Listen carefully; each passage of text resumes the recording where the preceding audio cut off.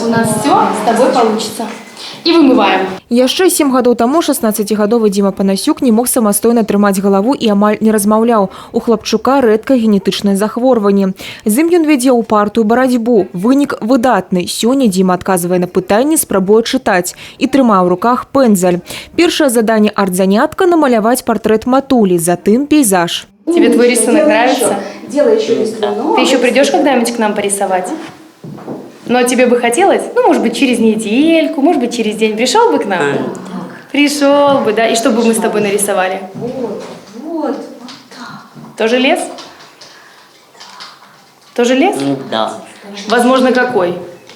Зимний или осенний? Зимний. Усе 5 дзетак – выхаванцы Цэнтра карэкцыйна-развіваючага навучання і рэабілітацыі Брэсцкага раёна. Кожны з іх асаблівы, але яны, як і звычайныя хлопчыкі і дзяўчынкі, таксама творчыя. Разважаюць і задаюць пытанні, заданнямі арт-заняткаў справіліся на ура. А что ты такое нарисовала? Это дерево? Это дерево у тебя? Да, а давай скажем, это дерево? Да, умничка, Даша. А какие листики? Желтые есть листики? Да. Усяго ў Брэсцкім раёне каля 800 дзяцей з асаблівасцямі развіцця.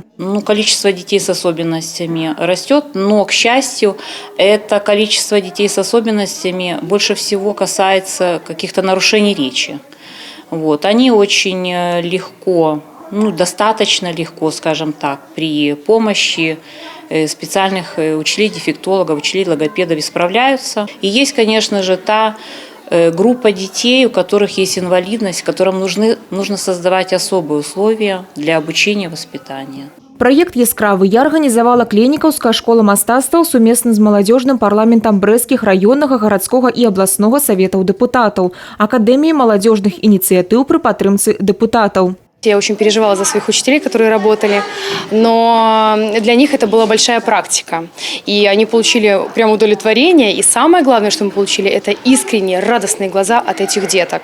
Это действительно высшая награда. Я думаю, что это такое начало, чтобы показать, что этих деток ни в коем случае не надо бояться, а надо развивать. И в этом есть большое будущее, это правда. Падобныя арт-заняткі будуць праводзіцца і ў карэкцыйна-развіваючых цэнтрах Брэста «Веда» і «Стымул», а таксама ў дапаможнай школе абласнога цэнтра. Пасля, у лютым, плануецца арганізаваць выставу дзіцячых работ.